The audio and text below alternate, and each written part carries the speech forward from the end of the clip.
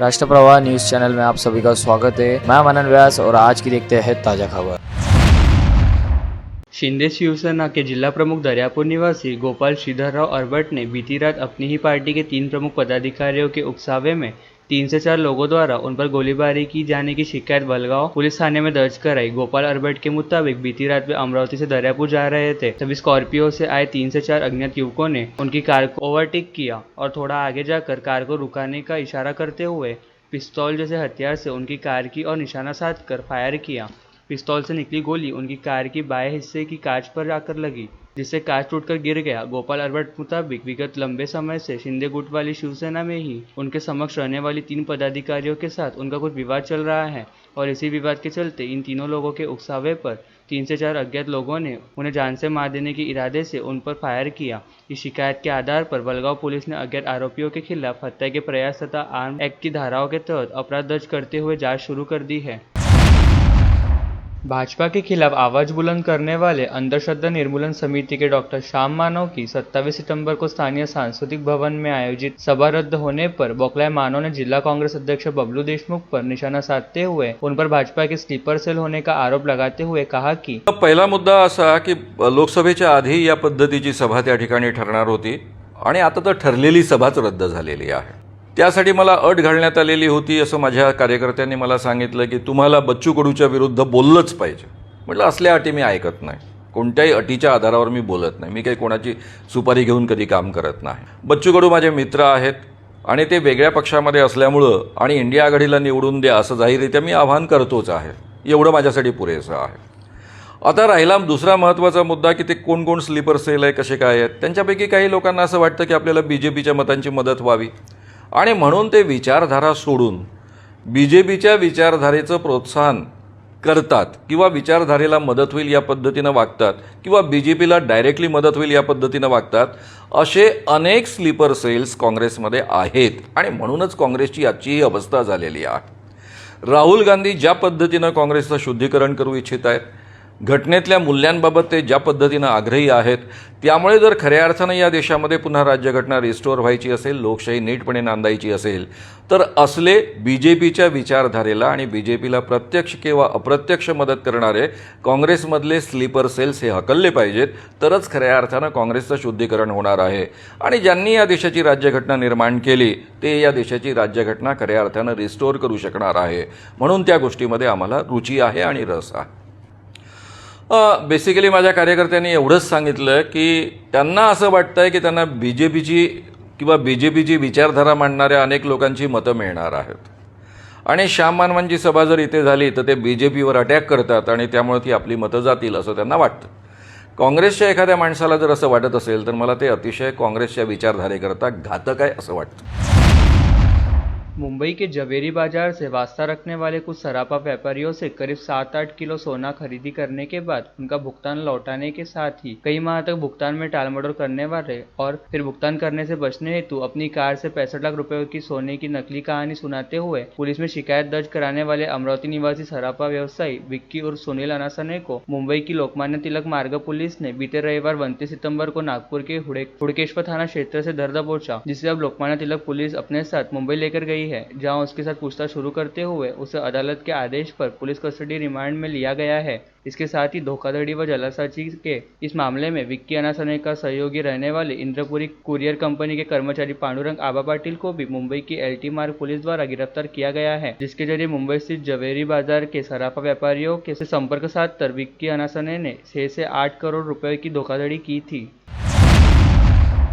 विधानसभा चुनाव के उम्मीदवार चुनने के हेतु महाराष्ट्र राज्य कांग्रेस कमेटी ने विदर्भ के नेताओं को जिम्मेदारी दी, जिसमें तिवसा की विधायक यशोमती ठाकुर और हिंगोली और परभणी जिले के पार्टी उम्मीदवारों के साक्षात्कार लेंगी। अमरावती जिले के इच्छुकों के साक्षात्कार नागपुर के नाना गावंडे को, सांसद डॉक्टर नामदेव किरसान को वाशिम, प्रोफेसर वसंत पुरके को अकोला, विधायक डॉक्टर नितिन राउत को वर्धा और यवतमाळ, पूर्व विधायक सतीश चतुर्वेदी को भंडारा और गोंदिया, विधायक अभिजीत बंजारी को चंद्रपुर एवं गढ़चिरौली तथा नागपुर का जिम्मा आरिफ नसीब खान को दिया गया है। आगामी 8 अक्टूबर तक इंटरव्यू पूर्ण कर 10 अक्टूबर तक प्रदेश कमेटी को अहवाल देना है।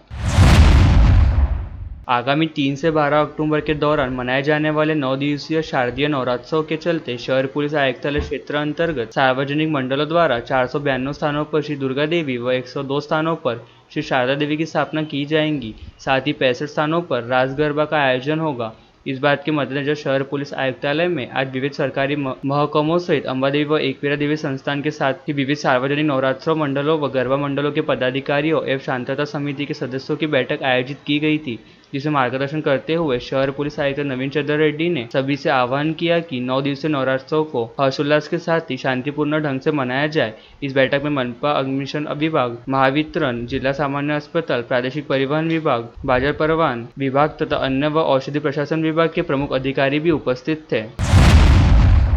जिलाधिकारी कार्यालय यवतमाड़ में निवासी उप जिलाधिकारी पद पर कार्यरत तथा आदिवासी गोवारी समाज संगठन के मार्गदर्शक श्री प्रकाश राउत 30 सितंबर को सेवानिवृत्त हो गए। इस अवसर पर organisation for rights of human Maharashtra की ओर से जिलाधिकारी कार्यालय यवतमाड़ में प्रकाश राउत का अभिनंदन किया गया। संयुक्त निदेशालय लेखा एवं कोष अमरावती के सेवानिवृत्त संयुक्त निदेशक और जिला परिषद यवतमाड़ के तत्कालीन मुख्य लेखा एवं वित्त अधिकारी और महाराष्ट्र मानवाधिकार संगठन के संरक्षक डॉक्टर दीपक केदार, अप्रोहा राज्य कोषाध्यक्ष मनीष पंचगाम, राज्य सचिव रूपेश पाल, यवतमाळ जिला परिषद मुख्य वित्त और लेखा अधिकारी डॉक्टर संतोष सोनी, जिला कोषागार अधिकारी श्री नकील, यवतमाळ जिलाधिकारी कार्यालय के लेखा अधिकारी महेश दाहे, यवतमाळ राजस्व संगठन के नंदकिशोर बूटे और प्रमोद बाकड़े, ग्रामीण समस्या मूर्ति ट्रस्ट यवतमाळ के प्रफुल्ल उके, गोवारी समाज संगठन यवतमाळ के मधुसूदन मुर्के आदि उपस्थित थे।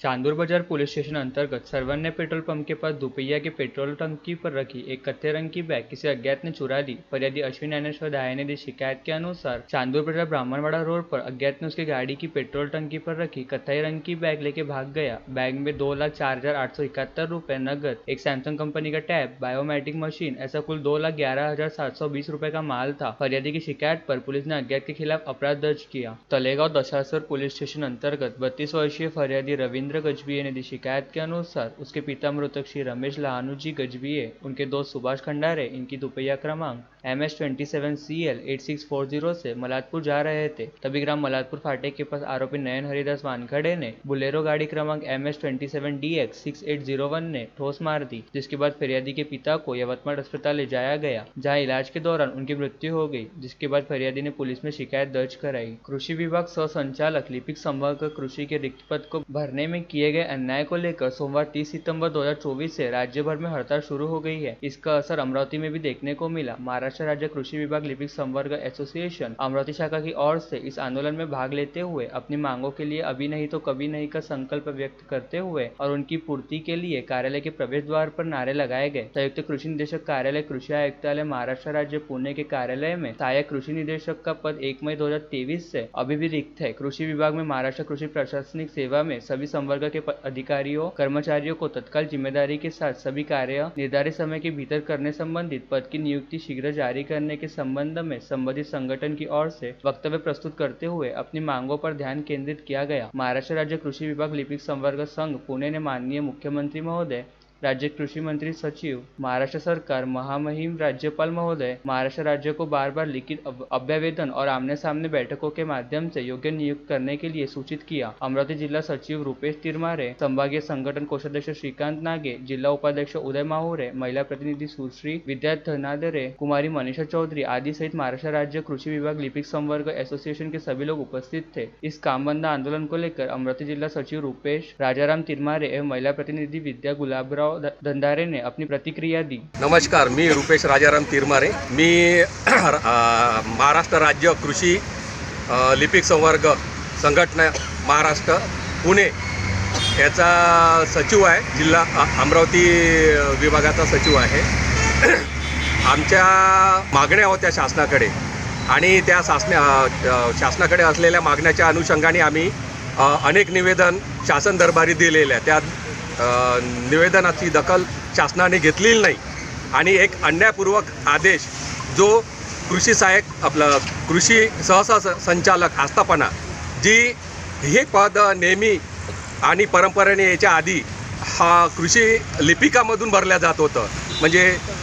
वरिष्ठ प्रशासन अधिकारी नंतर कृषी सहसंचालक आस्थापना पदोन्नती दिल्या जात होती, परंतु यावेळेस अन्याय करून ते तांत्रिक स्वरूपाच्या अधिकाऱ्यांना देण्यात आलेलं आहे। त्याकरिता आम्ही वारंवार निवेदन आणि शासन दरबारी सर्व स्तरावर निवेदने देऊनही आमचे म्हणणे ऐकले नाही. म्हणून आम्हाला सर्वप्रथम 24 ते 27 आम्ही काळ्या फिती लावून काम चालू केले आणि त्यानंतरही ती मागणी पूर्ण झाली नाही. म्हणून आम्ही आता काम बंद आंदोलनाचा पवित्रा घेतलेला आहे. नमस्कार, मी विद्या धंडारे, महाराष्ट्र राज्य कृषी विभाग लिपिक संघटना पुणे अमरावतीची